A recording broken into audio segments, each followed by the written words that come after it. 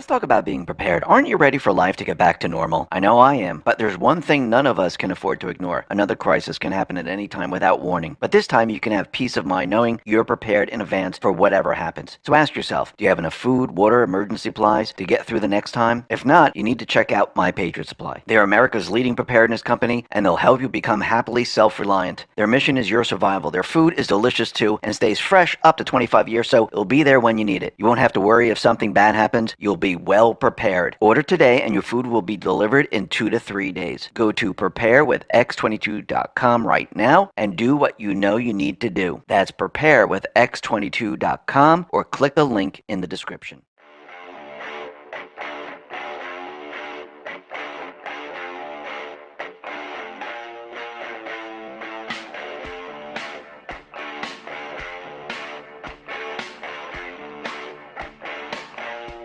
Hi, and welcome to the X22 Report Spotlight. Today we have a returning guest, Patrick Colbeck.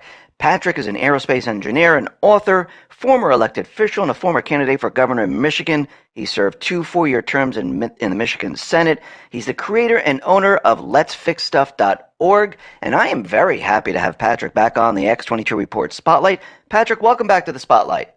Totally blessed to be back with you, Dave. Hey, thanks for taking the time and coming back on. I just wanted to start off with what's happening out in Michigan. And first, you have this event that's coming up called Decision Day on June 5th. And can you just tell people a little bit about Decision Day and how they can get access to it? Yeah, the whole theme is come hear the evidence, and it was kind of my brainchild because I'm tired of beating my head up against the wall trying to get out information around election fraud. I said, you know what? We need to have an event so big that we go around the media and they're forced to cover it. And that's and in Michigan, the ground zero of the topic of election fraud is Antrim County, and that's where we're going to have this event. It's on June 5th in Antrim County, Michigan, and it features Mike Lindell as our headliner. We got General Flynn's brother Joe coming out. We've got Dr. Doug Frank. We've got Matt DePerno, the attorney for the Antrim County lawsuit, speaking there. We've got a lot of other folks that I'm sure you'll be familiar with, but the whole goal of this event is to go around the media, go around our ineffective legislature right now in Michigan, and take it directly to the people and show them that evidence. And so that's what it's all about. It's going to be out at Frisky Farm Market, and you can find out more information by just simply going to comeheartheevidence.com. That'll take you to an Antrim County conservative webpage where we got the event up there. Nothing fancy, guys. This is a grassroots effort, but we'd love to be able to see you out there. And if you can't join us, then we're going to start up a series of watch parties all across Michigan and frankly all across the country and in some cases all across the world where people can get an unfiltered access to examples of the evidence we have around election fraud in the 2020 election. Yeah, I'll put all the links at the bottom of the video. It'll make it a lot easier for people to go over. So just look out for that link right under the video. And let's just start off with what is happening across the country because we're seeing a lot of audits now popping up. We have one in New Hampshire. We have one in Arizona, Maricopa County. We have Georgia. Now they're starting to look there. Antrim County, we have Matt DePerno looking into this. Now, you were on the front lines during the election. And last time you were on, you were telling us, that these systems were hooked up to the internet. You looked at the cables. So what do you make of all these different audits going on? Do you think with all these audits, do you think the information is going to start to hit very soon? Absolutely. And there's a lot of, and you can tell because of all the pushback that they're getting right now, right? You see what's happening in Arizona. You see what the Secretary of State's doing to try to take people off the track. You see the teams of lawyers that are trying to suppress everything out there. And you can kind of get an indication when they're over the target by how much resistance they're getting. We got a lot of resistance up in Antrim County because we were indeed over the target. And the old friend of mine says that if you're not catching flack, you're not over the target. Well, we're starting to catch flack, and we've actually been catching it for quite a while. So Antrim County, something in particular came out, and as we're going off and pursuing as remediation in that case, we wanted to have an audit. That's all we're looking for, the forensic audit of what happened in Antrim County that goes beyond just a simple explanation of clerical error, which is what's being provided by the Michigan Secretary of State. I don't know about you, but when I get audited by the IRS, and it has happened. Matter of fact, the year after I got out of the legislature, not only did I get audited, but also my brother and sister got audited for the same tax year.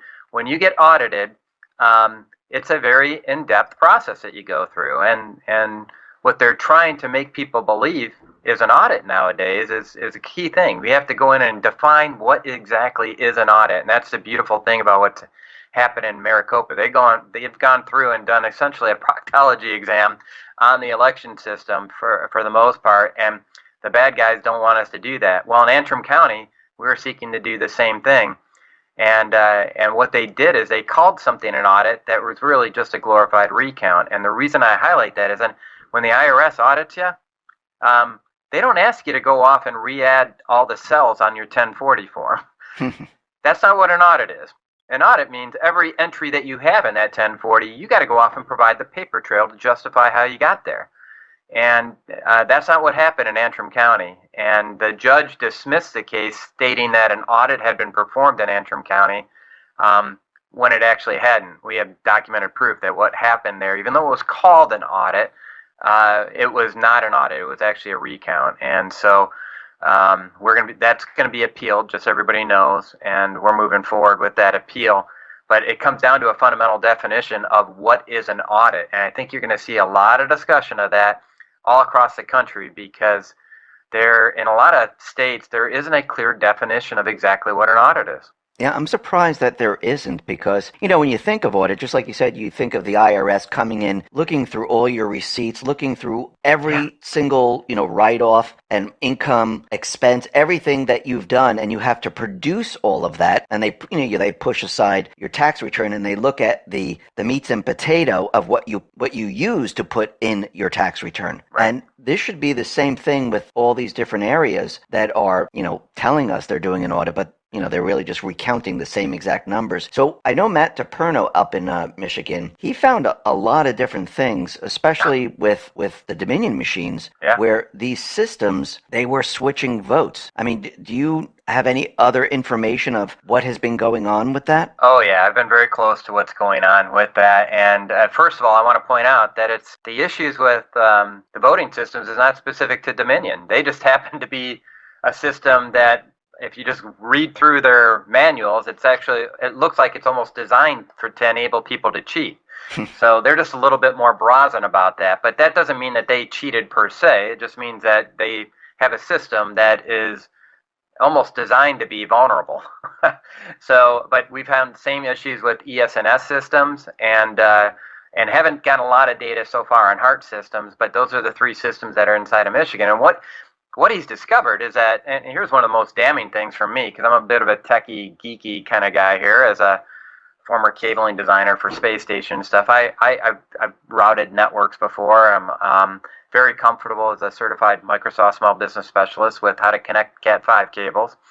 And as it turns out, you don't need Cat5 cables to connect to the internet. You don't need a wireless modem inserted into a USB slot to go off and communicate with the internet.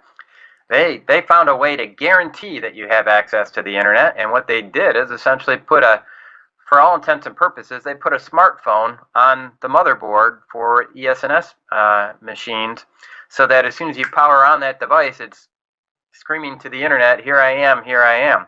So, you could have a clerk that swears that none of their devices are connected to the internet.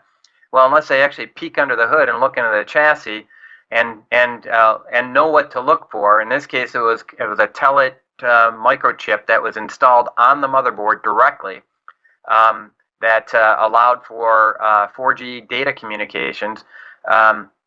Most clerks wouldn't even know to look for that, and that's how they connected to the internet. And why is connecting to the internet such a big deal?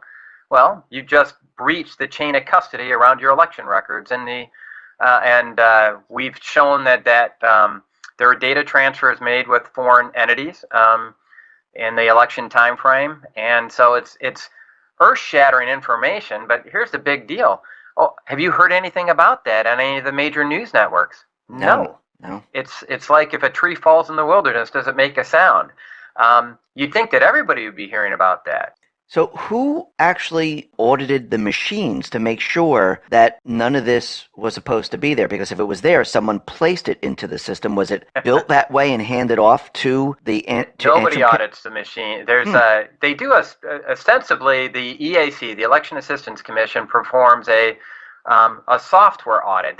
They determine what is a certified software set that can be installed on these machines. So they've kind of addressed software certification, and then the state takes responsibility for doing that for the individual states to make sure that all the software installed in the election equipment has been certified. But they really don't even touch upon hardware at all. And I can embed code or instructions in a chip, just like I can embed it in software code, in source code. So there's really, from a functional perspective, there's no difference between software and hardware. I can use both of them. And furthermore, it's probably worth noting that they didn't even pass the software certification issue in Antrim County, because multiple investigators identified the existence of non-certified software installed on election voting systems, and that software is pretty significant for the techies out there. It was SQL Server Management Studio, which is not part of the EAC certified software configuration for Dominion voting systems. That was installed in Antrim County. And why is that a big deal? Well, not only is it a big deal because it's not certified, but it's also a big deal because it allows for the direct manipulation of data in the database without anybody going off and detecting it. And so this dovetails into discovery that was made out in Maricopa County, where they didn't have the administrative passwords for Dominion, right? For the Dominion voting systems there.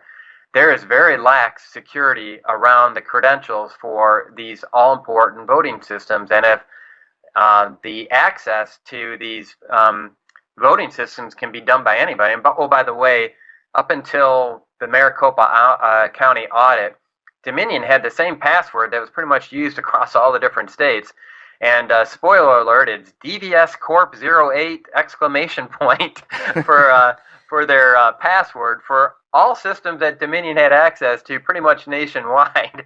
Wow. So, and it hadn't been changed, but as you can probably indicate, since 2008. So this has been out there for a while. This is not just a 2020 phenomenon. So with this communication module, which was a cell phone that hooked to the network, were there other, can you track down IP addresses or anything that were connecting to this? Yes, and they have identified it. It's in the court documents in the Antrim County lawsuit filed by, this is a Jim Penrose exhibit. I think it's Exhibit 13, if I remember correctly. And it's available at thepernolaw.com. You can also see it up at letsfixstuff.org. I did a detailed breakdown of all the different technical assessments of what happened in Antrim County. So you can compare what J. Alex Halderman said, who's a professor at University of Michigan. When he did analysis, he was brought in by the Michigan Secretary of State to essentially say there's nothing to see here. These aren't the droids you're looking for. But when you actually read through his testimony, it doesn't indicate that at all. And so all the different technical testimonies are out there posted, and we'll get you that direct link so people can take a gander at that later on. But it's pretty compelling testimony. Was there other countries like accessing, and do you know, like Taiwan and Germany were two that were tied specifically to the ES&S system that was analyzed. When you go to the documentaries Absolute Proof and Absolute Interference with Mike Lindell, you'll see that a lot of the attacks were actually conducted from Communist China. There were also evidence of interference by Iran and also Russia.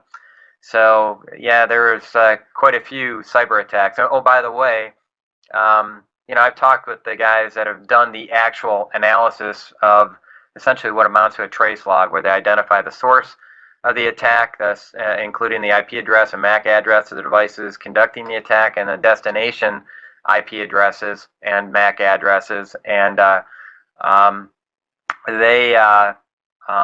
these guys are really good. They know what the heck they're talking about. And over 60% of attacks were from China. And if you watch and by the way, it happened across all 50 states. It wasn't just specific to the battleground states. Although one of the key assertions that coming out of Absolute Interference documentary was that over 518,000 votes were flipped as a result of these cyber attacks, which is why the internet connection is so important. But over 518,000 votes were flipped across 5 battleground states, which is sufficient enough to change the person who has the key to the White House right now. So this is a big deal. It's significant. So for those people that were handling the election in Antrim County, what is their explanation of why this was in there? They said it was, as far as why the chip was embedded in there, or why the SQL Server Management Studio. Well, let's start with the chip. Why was the chip, which allowed access to the internet, why was that there, and why was it turned on? Well, they didn't even know it was there. So that wasn't in Antrim County. That was a separate neighboring county that we got access to from a friendly clerk. But it was put into the Antrim case to highlight, we want to verify what the hardware configuration is in Antrim as well for part of discovery. But in regards to the SQL Server Management Studio, nobody's been held accountable on that. And the fact that the judge dismissed the case is kind of a big deal, because that's a little bit of a, we don't have an opportunity to go off and further the discussion around the fact that decertified or non-certified software was installed as part of the 2020 election. And that should be grounds for decertification of the election.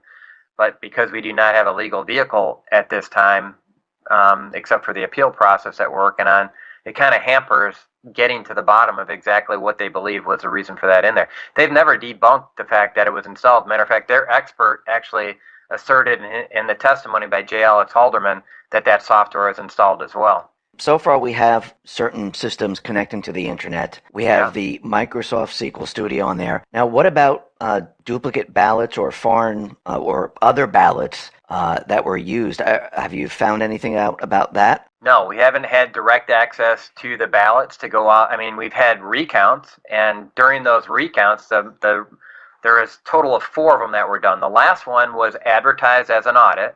We had people going in there expecting to conduct an audit, and when they went through, they were told, we just want you to give us the counts. And they said, well, that's not good enough. So we have video footage of what occurred at that point in time, and they were separating out suspect ballots that just they looked like they were filled out with a different that they looked like they were filled out in a standardized way, like machine-based way.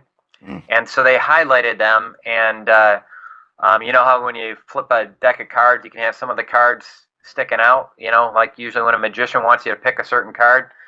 That's what they did in this case, and they were never allowed to do any follow-up because they essentially just did a recount, not an audit. So there were suspicious activities there. And then, of course, I don't know if you've seen any of Dr. Doug Frank's analysis around the evidence of machine-based allocation of voters to ballots, which he has 100% certainty that this was machine-based allocation of voters to ballots in the essentially operating as a machine-based poll book, opening up the gateway so that you could have a bunch of fraudulent voters actually casting real ballots that get counted. And once you've gotten a fraudulent ballot into the system, it's you can't go off and identify which ballots are fraudulent versus not fraudulent, with the exception of some of the kinematic testing that folks like Jovan Pulitzer and crew can do. So when you say fraudulent, let's talk about being prepared. Aren't you ready for life to get back to normal? I know I am, but there's one thing none of us can afford to ignore. Another crisis can happen at any time without warning. But this time you can have peace of mind knowing you're prepared in advance for whatever happens. So ask yourself, do you have enough food, water, emergency supplies to get through the next time? If not, you need to check out My Patriot Supply. They're America's leading preparedness company, and they'll help you become happily self-reliant. Their mission is your survival. Their food is delicious too and stays fresh up to 25 years, so it'll be there when you need it. You won't have to worry if something bad happens. You'll be well prepared. Order today and your food will be delivered in 2 to 3 days. Go to preparewithx22.com right now and do what you know you need to do. That's preparewithx22.com or click the link in the description. Ballot, you mean someone else filled it out? Yeah. Okay. Yeah, or they were filled out, in a little one of those Nike T-shirt farms for ballots. And so this is a big deal. I mean, I saw, the 3:30 a.m. deliveries out in the city of Detroit with the trucks that they denied dropped off any ballots. I was actually there. Oh, you were And there? So if you want to know why I'm so passionate, why I'm still like a junkyard dog on a bone on this election fraud, is because I actually saw these guys trying to get away with election fraud, and the complexities and how they actually pulled this all together. I mean, it's quite sophisticated what they actually went off and did, but that doesn't mean that we shouldn't be prosecuting for it. And so the Antrim County thing opens the lid, and it's very important because it was the only active case in Michigan that not only did we get a lot of discovery along with that, and we got a whole bunch of data from the Michigan Secretary of State in particular that was dropped right before the case was closed, but it opened the door to a lot of other areas, including the idea of submitting writs of quo warranto, because it was filed within 30 days, and according to Michigan statute, if you want to overturn the election results due to fraud, you got to have something filed within 30 days. Well, that court case met the criteria. So when you saw these ballots coming into Detroit, I mean, did they just wheel them in, or did they do it like through the back? Yeah, they wheeled them in mail bins, about 61 of them. I was there at the time, and I got to admit, I lost my cool a little bit because first of all, it was a long night. Second, I was there literally for over 24 hours straight. But it was obvious that they were stealing the election. These were non-secured ballot containers. Later on, we found we've got folks that attested to the fact that these same vans were parked outside of the Detroit Elections Bureau, which is also known as the Chicago warehouse, by the way, by insiders there. Nothing suspicious with that, because this was in Detroit, not in Chicago, but it was called the Chicago warehouse. These trucks were sitting guarded until they got the phone call to come on out and deliver the goods. And we found that out afterwards. But these ballots were unsecured. They were accompanied by their own supplemental poll books. So they were paper printouts, which is already a violation of state law because it says you're only supposed to have one poll book. They already had the electronic poll books out at the Detroit AV County Board that was installed. And then all of a sudden at 3:30 in the morning, they decided to supplement that with some paper books. And this isn't even going into the shenanigans that they did right before the Board of Canvassers for Wayne County attempted to certify the election, which was a whole bunch of cover-up activities going on there as well. I'll tell you, it reeks to high heaven up and down, and there's no denying the fact that these computers were networked to one another, and then they've already admitted that these were networked to the internet. Why do you need the internet? Because it keeps all these chain of custody items ostensibly in sync. So the vote tally bone's connected to the ballot count bone, which is connected to the poll book, and voter allocation bone, which is connected to the qualified voter file. Those are the four key links in the chain of custody, and when you're connected via the internet, you can try to keep them all connected from a master perspective, if you will, or control perspective. So this was a very sophisticated plan. Absolutely. To manipulate a presidential election. This wasn't like, I know, like, big tech, they if your account goes down or if something happens on Twitter, they have, it was just a glitch. I mean, here, we have different areas. We have Antrim, we have Windham, New Hampshire, we have Maricopa County, we have Fulton, Georgia, Wisconsin. This can't all be glitches because... No, it's not glitches, and they never are forced to explain themselves.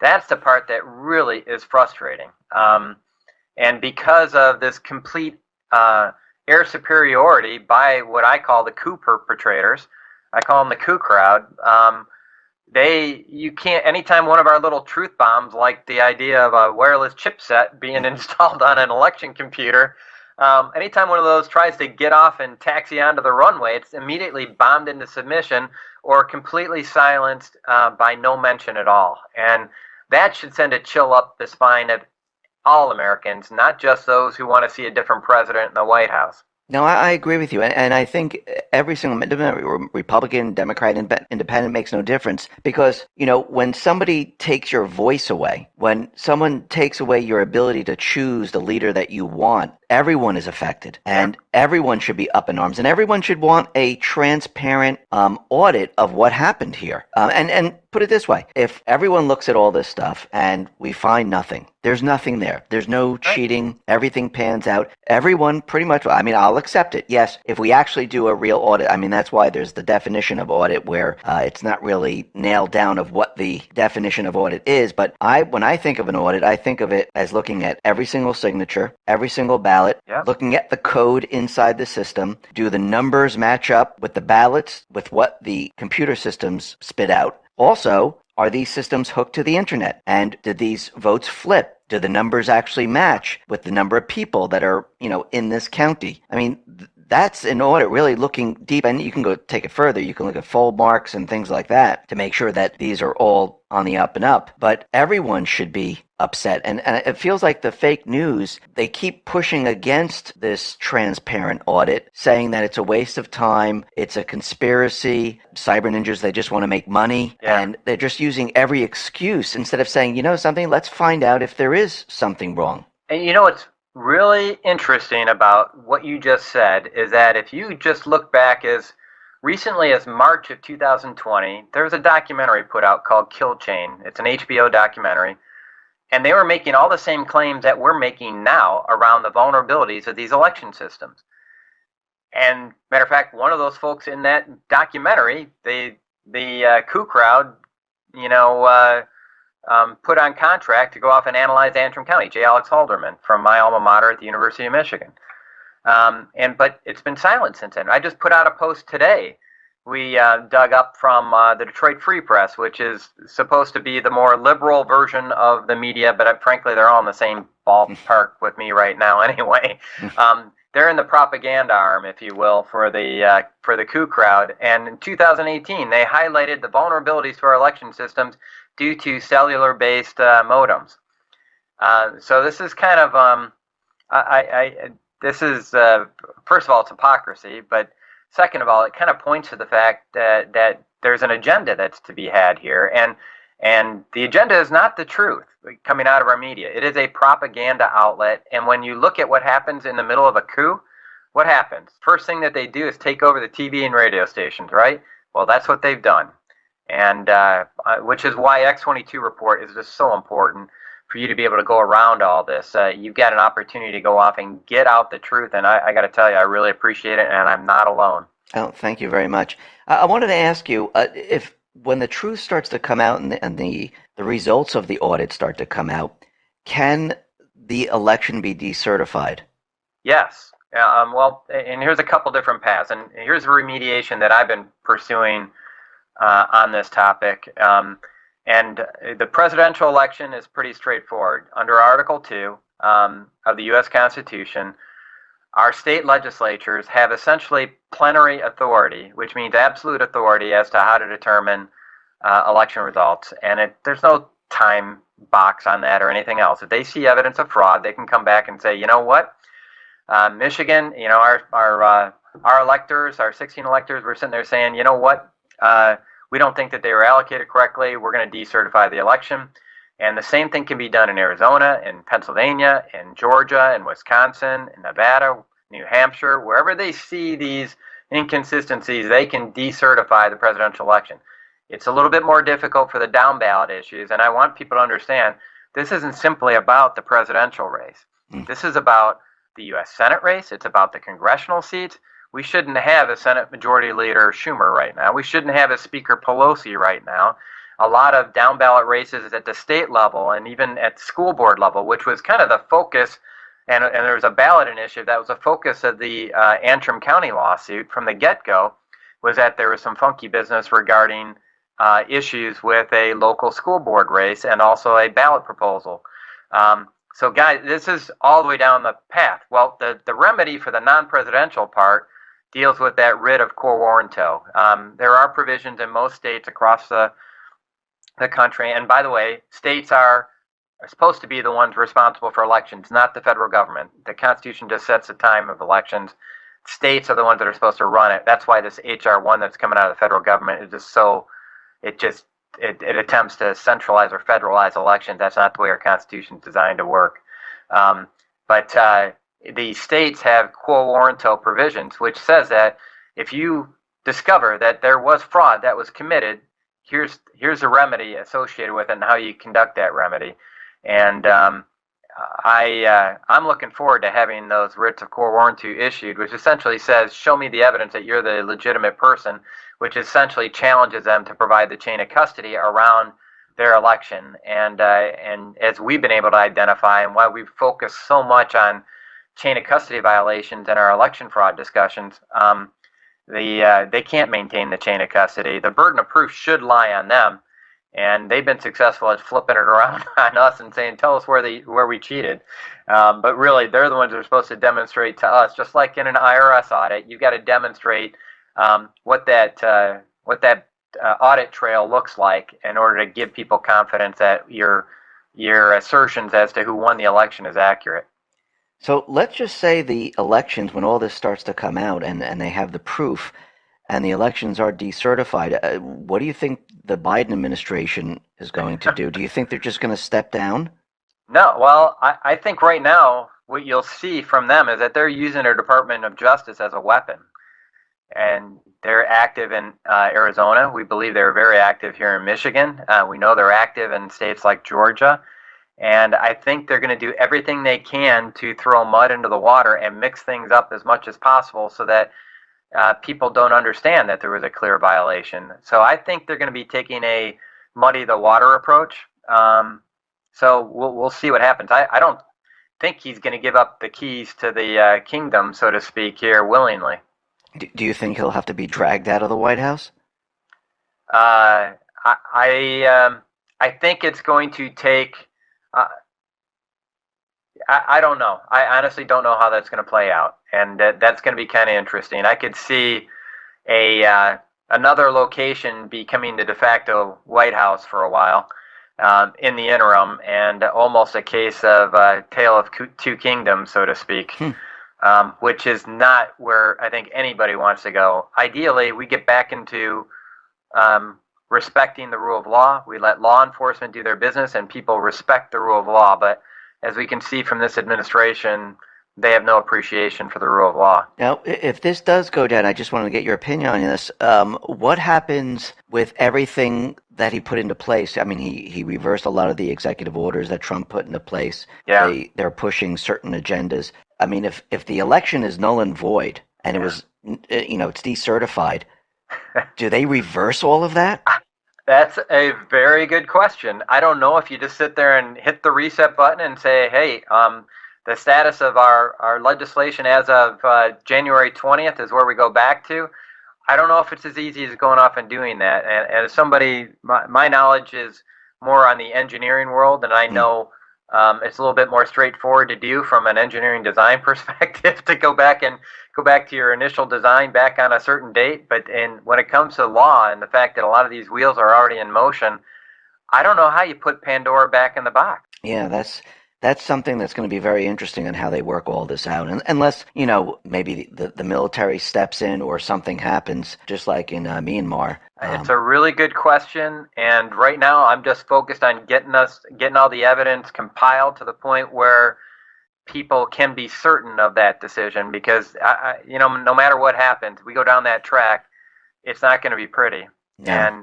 And you got to be absolutely 100% certain of that course in order to, and you got to be able to communicate it effectively with the American public to be successful on that. And so that's what my focus is right now. I want to make sure that when they go forward with that case, that it's ironclad, and anybody without cotton in their ears and without a horse blind on understands that, no, guys, this is fraud. And just like if somebody commits murder and it's 5 months after the murder that you find out who actually committed the murder, you don't sit there and say, oh, that's just so 5 months ago, we don't need to address that anymore. No, you hold them accountable, you reconcile the situation, you fix it as President Trump has been saying.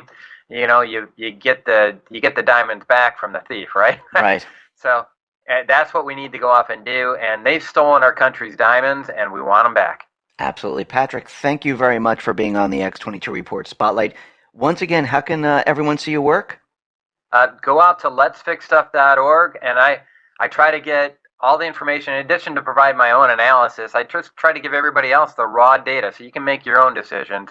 If I'm saying something that's incorrect, feel free to correct me on it, but gosh darn it, I want to make sure people have access to the raw data. They can get that at letsfixstuff.org. There's all of the court documents that are out there. You can read the electronic voting system design manual, see for yourself what features that they have. You can see pictures of this Telit chipset installed on the motherboard, and a lot more information, including a complete map of how someone would steal the election. I call it my process taxonomy, and it's building on work that I did when I was in the Senate. But now I went beyond the success-oriented path on how you're supposed to conduct elections and showed all the different pathways that if you see evidence of these particular artifacts in the middle of an election, you know that fraud has been committed. It's in engineering parlance, it's a failure modes and effects analysis. So we got a lot of that information out there. I hope it's useful for people. Please get it, please share it. And this is right now an information war, which is why X22 report is so important. You're getting out information that people can't find anywhere else, and I want to say thank you very much, Dave, for everything you're doing. And thank you for all the work that you're doing. I'll put all the links at the bottom of the video. Once again, Patrick, thank you very much for being on the spotlight. I really appreciate it. Awesome. Keep on cranking and knock 'em alive, my friend. You too.